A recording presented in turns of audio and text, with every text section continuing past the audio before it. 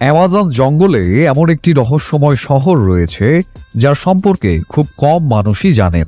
কথিত আছে যে এই শহরটি সোনার তৈরি, যা গোপনে অ্যামাজন জঙ্গলে লুকিয়ে আছে, এবং যারা এই শহরটি খুঁজে পেতে সফল হয়েছিল তারা আর কখনো তাদের ঘরে ফিরে আসেনি।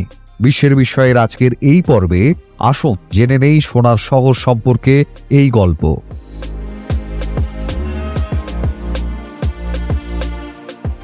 The lost city of Z. আমরা যে রহস্যময় শহরের কথা বলছি সেটি the lost city of Z নামে পরিচিত। এই শহরের অস্তিত্ব পার্সি হ্যারিসন ফসেট নামে একজন ব্রিটিশ ব্যক্তির সাথে সম্পর্কিত। তিনি তার সময়ে একজন অফিসার, স্থপতি এবং ভূগোলবিদ হিসেবে ভূমিকা পালন করেছিলেন। পার্সি ফসেট ইংল্যান্ডে 18 আগস্ট 1867 সালে জন্মগ্রহণ করেছিলেন, যিনি দাবি করেছিলেন এবং বিশ্বাস করেছিলেন যে অ্যামাজন জঙ্গলে একটি রহস্যময় শহর রয়েছে। তিনি বিশ্বাস করতেন যে শহরটি সোনা ও রৌপ্যের মতো মূল্যবান ধাতু দিয়ে তৈরি এবং কিছু লোক এখানে বাস করত।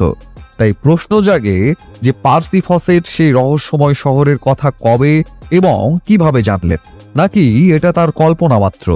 প্রকৃতপক্ষে 1906 সালে পার্সি ফসেট দক্ষিণ আমেরিকায় ছিল, যেখানে তাকে ব্রাজিলের অ্যামাজন বনের ম্যাপিংয়ের কাজ দেওয়া হয়েছিল।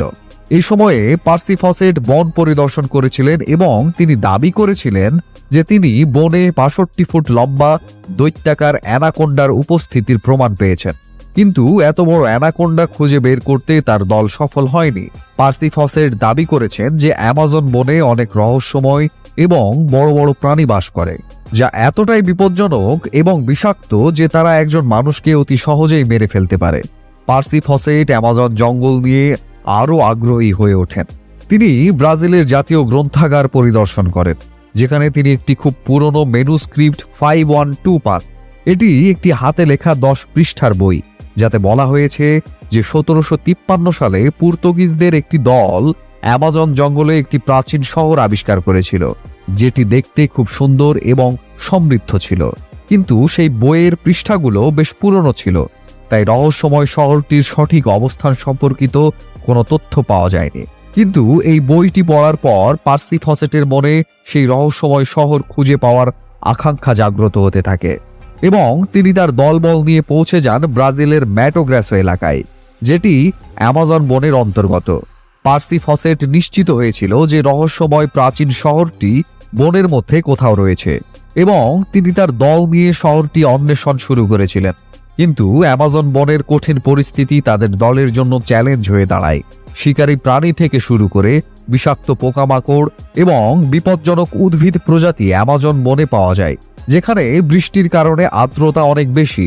বছরের পর বছর ধরে বনের অনেক এলাকা আলোর সংস্পর্শে আসেনি, যার কারণে পার্সি ফসেটের দল গবেষণা করতে অনেক অসুবিধার সম্মুখীন হয়েছিল এবং তারা মাঝপথে গবেষণা ছেড়ে বাড়ি ফিরে যাওয়ার সিদ্ধান্ত নেয়। সেই সময় পার্সি ফসেটও বাড়ি ফিরেছিলেন, কিন্তু তবুও তার কৌতূহল মেটেনি।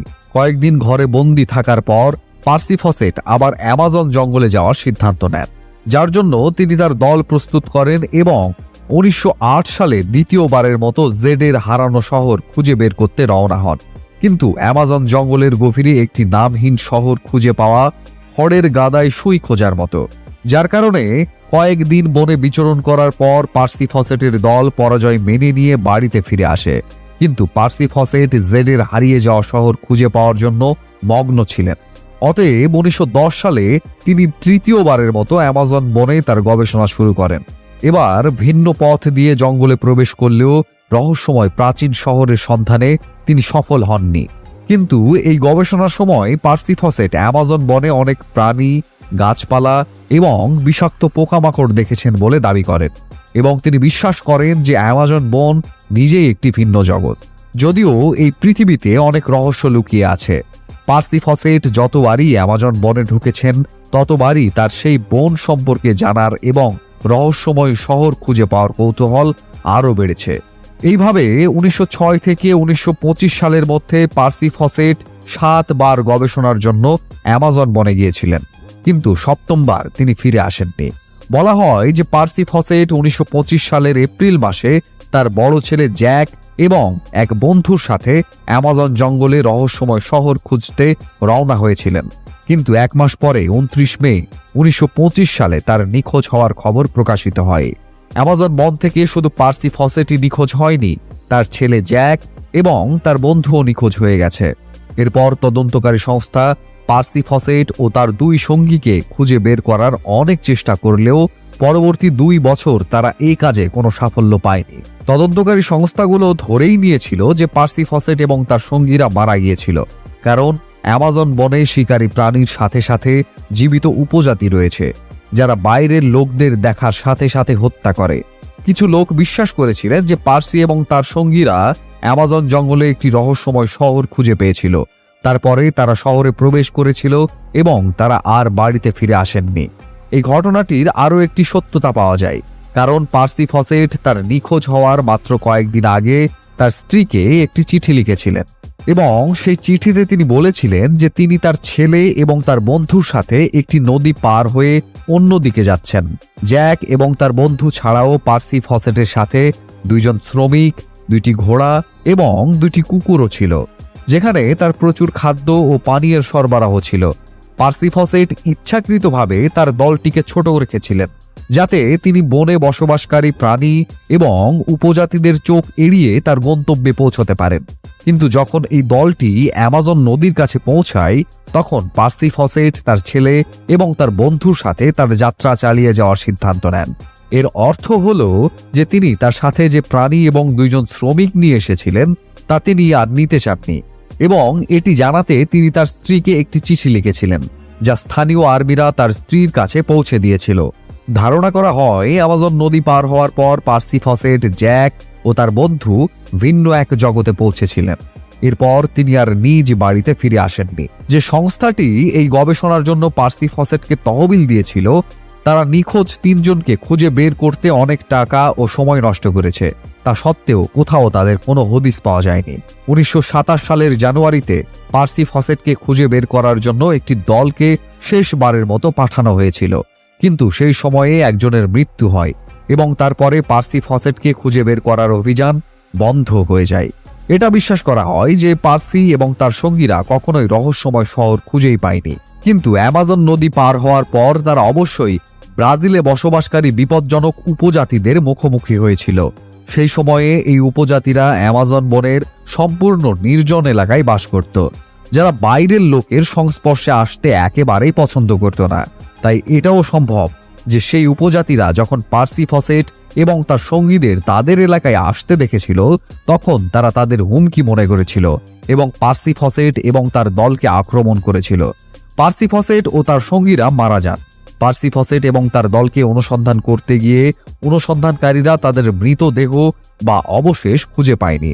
এটা বিশ্বাস করা হয় যে অ্যামাজন বনে বসবাসকারী উপজাতিরা মানুষের মাংস খায়, তাই এটাও সম্ভব যে ওই লোকেরা পার্সি ফসেট ও তার সঙ্গীদের হত্যা করে খাবার হিসেবে খেয়েছে। এই ঘটনাটি ঘটেছিল 1925 সালে, যেখানে এই পুরো বিষয়টি প্রায় 100 বছর হয়ে গেছে। বর্তমানে অ্যামাজন বনে বসবাসকারী অনেক উপজাতি বন্ধুত্বপূর্ণ এবং বহিরাগতদের তাদের জন্য হুমকি হিসেবে বিবেচনা করে না। যদিও এই বনে এখনো কিছু উপজাতি বাস করে যারা বহিরাগতদের দেখলেই আক্রমণ করে। কেউ জানে না পার্সি ফসেট এবং তার সঙ্গীদের কি ঘটেছিল এবং তারা অ্যামাজনের রহস্যময় শহর খুঁজে পেয়েছিল কিনা। কিন্তু জেডের হারিয়ে যাওয়া শহর খুঁজে পাওয়ার জন্য পার্সি ফসেটের মনে ক্ষুধা এবং কৌতূহলই সম্ভবত তার আকস্মিক নিখোঁজ বা মৃত্যুর কারণ হয়ে দাঁড়ায়। কিছু লোক বিশ্বাস করেন যে পার্সি ফসেট এবং তার সঙ্গীরা সোনার উপর তৈরি সেই রহস্যময় শহর খুঁজে পেয়েছিলেন, যার জাঁকজমক দেখে তারা তাদের মন থেকে ফিরে আসার চিন্তা সরিয়ে দিয়েছিলেন।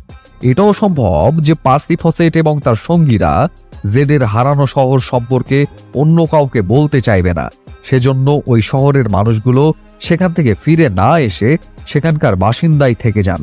এটা তো স্পষ্ট যে একজন সাধারণ মানুষ যদি সোনার রূপ দিয়ে তৈরি এমন একটি শহর খুঁজে পায় যেখানে বাসস্থান, খাবার এবং বিনোদনের কোনো অভাব নেই, তাহলে সে কেন এমন একটি পৃথিবীতে ফিরে যেতে চাইবে যেখানে যুদ্ধ, অনাহার এবং বৈষম্যের পরিস্থিতি তৈরি হয়?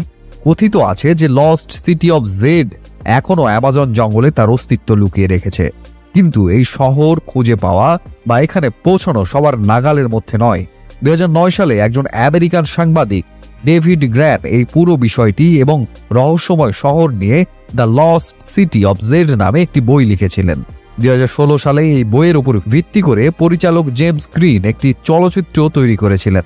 The lost city of Z এর উপর ভিত্তি করে নির্মিত চলচ্চিত্র এবং বই উভয়ই বাজারে ভালো ব্যবসার পাশাপাশি প্রচুর গুঞ্জন তৈরি করেছে।